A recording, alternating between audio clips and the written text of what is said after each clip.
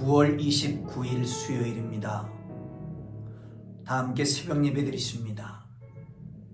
368장을 찬송 드리십니다. 368장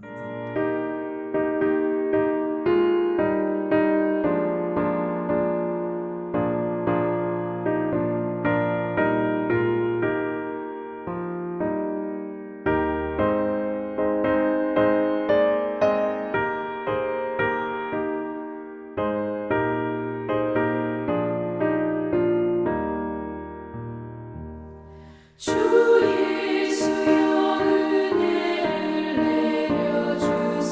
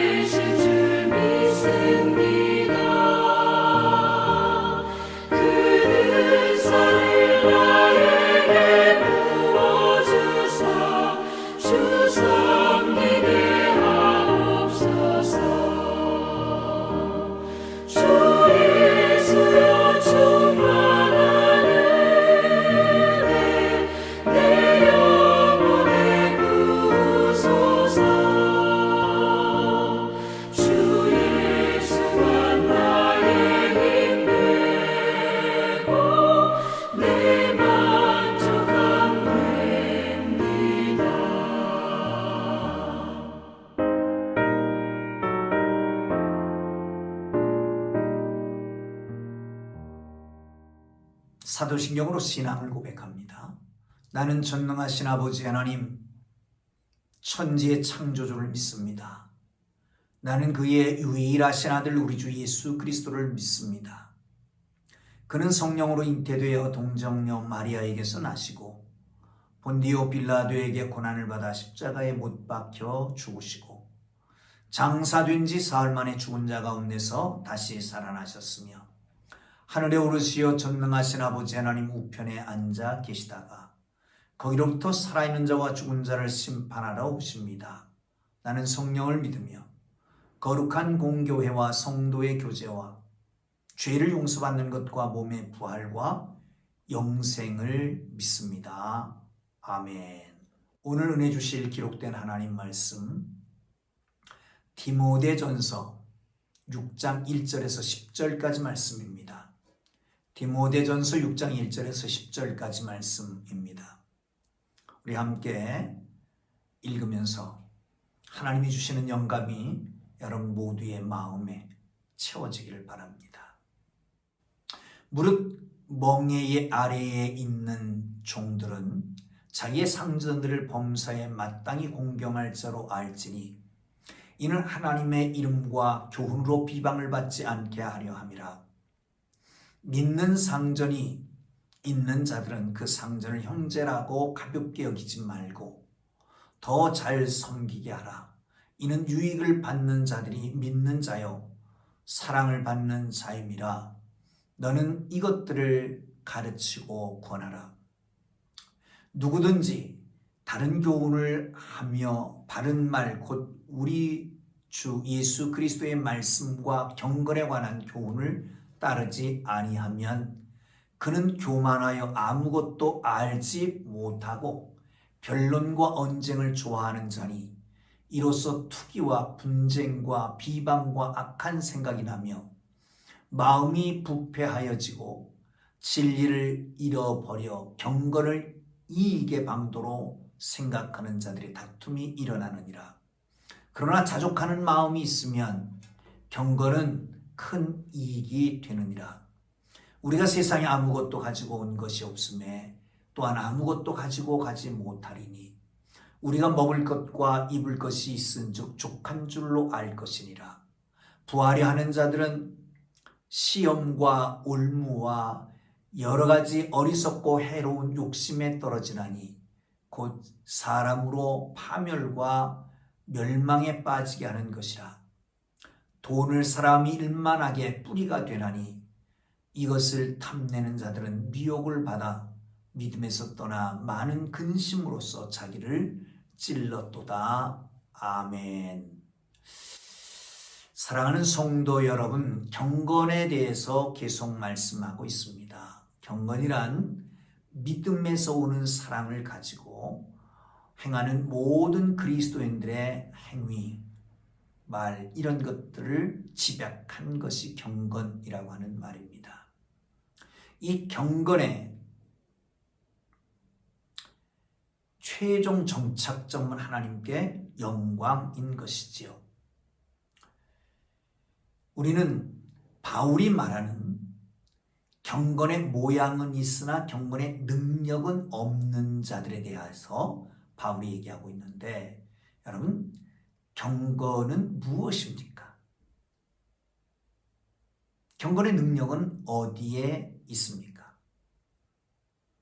오늘 본문을 함께 말씀을 나누면서 경건한 사람으로 경건의 능력을 소유한 하나님의 사람들 되기를 주님의 이름으로 축복합니다. 1절과 2절은 멍에 아래 있는 사람들에 대한 이야기입니다. 1절을 보십니다.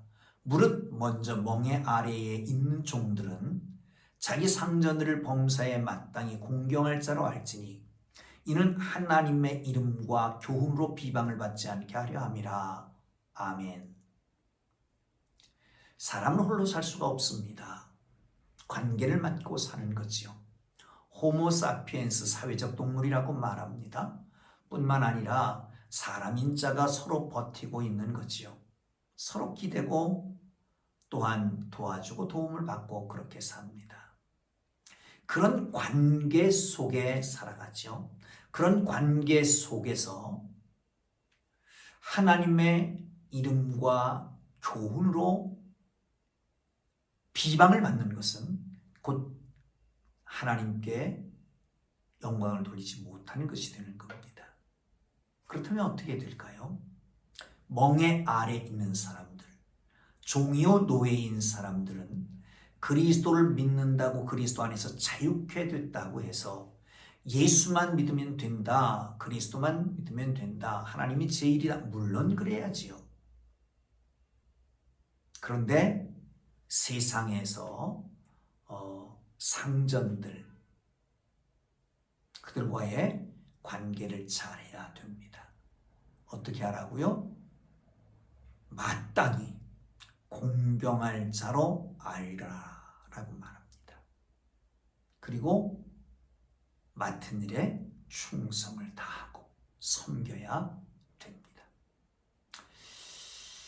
그렇게 함으로 하나님께 누가 되지 않는 거지요.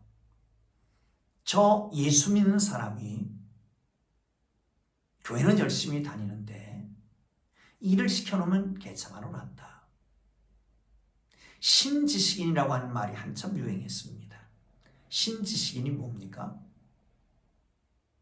신지식인이라고 하는 새로운 지식인을 말하는데, 새로운 지식인은 모든 걸 다 포괄적으로 아는 것보다는 자기의 분야에 최고 잘하는 것입니다.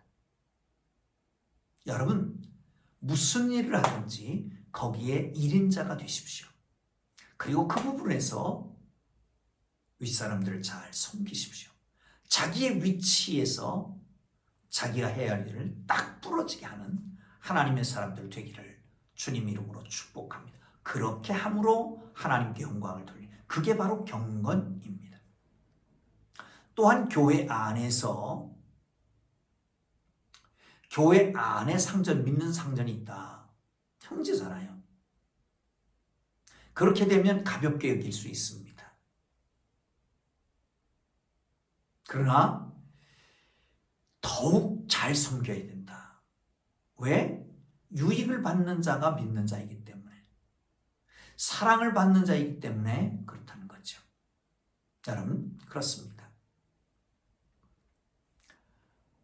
믿는 자가 상전이라고 해서 소홀히 하면 안 됩니다. 하찮게 여기면 안 됩니다. 가볍게 여기면 안 됩니다.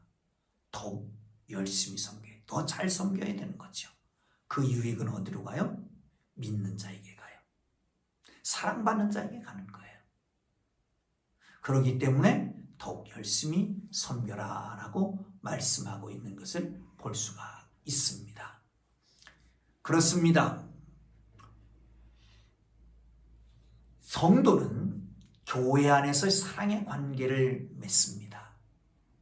거기에 경건의 능력이 있는 것이지요. 이것이 그리스도께서 주신 새 계명입니다. 예수께서 말씀하십니다. 내가 너희를 사랑하는 것처럼 너희도 서로 사랑해라. 이로써 너희가 내 제자인 줄 알리라. 그리스도인 예수 그리스도의 제자의 표지 한쪽은 사랑입니다. 서로 사랑하는 거죠. 그리스도 안에서 서로 사랑함으로 우리 모두가 저 사람들은 그리스도인이다 라고 하는, 그리스도의 제자다 라고 하는 증거가 있기를 주님의 이름으로 축복합니다. 자, 3절을 함께 보겠습니다. 3절입니다. 시작. 누구든지 다른 교훈을 하며 바른 말 곧 우리 주 예수 그리스도의 말씀과 경건에 관한 교훈을 따르지 아니하면 그는 교만하여 아무것도 알지 못하고 변론과 언쟁을 좋아하는 자니 이로써 투기와 분쟁과 비방과 악한 생각이 나며 결국은 서로 부패하고 다툼이 일어난다라고 말씀하고 있습니다. 그렇습니다. 예수 그리스도의 십자가의 보혈로 인한 구원, 그리스도께서 이 땅에서 가르쳐 주신 교훈, 이런 것들을 따르지 않고 다른 교훈을 말하는 사람들은 아무것도 알지 못한다는 거예요. 공동체 내에서 투기와 분쟁과 비방, 변론과 논쟁을 좋아하기 때문에 결국 악한 생각에 물러 나게 되는 거죠. 공동체의 분열을 조장하게 되는 것입니다. 뿐만 아니라 그 마음이 부패한 이들은 경건을 자기의 이익의 도구로, 이익의 수단으로 사용하게 된다는 겁니다. 여러분, 복음의 진리가 아닌 다른 교훈을 따르게 되면 반드시 경건의 능력을 상실하게 됩니다. 왜 그럴까요?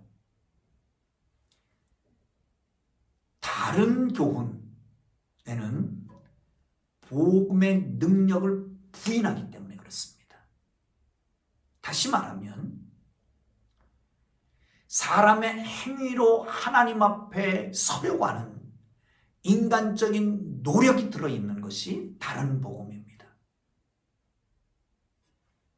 우리는 복음이라고 하는 것은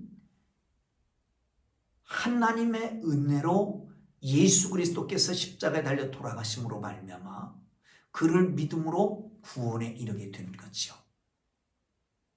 그런 다른 복음이라고 하는 것은 이걸 부인하는 겁니다. 그리고 자기들의 행위로 하나님 앞에 서려고 하는 겁니다. 인간적인 노력이 앞서게 되는 거죠. 거기에는 당연히 경건의 능력이 상실되고 마는 겁니다. 인간의 행위로 하나님 앞에 서려고 하는 공로신앙은 사람을 점점 더 교만하게 만듭니다. 의식을 조장합니다. 다른 교훈은 개인의 신앙을 깨뜨리고 공동체를 분열시킵니다.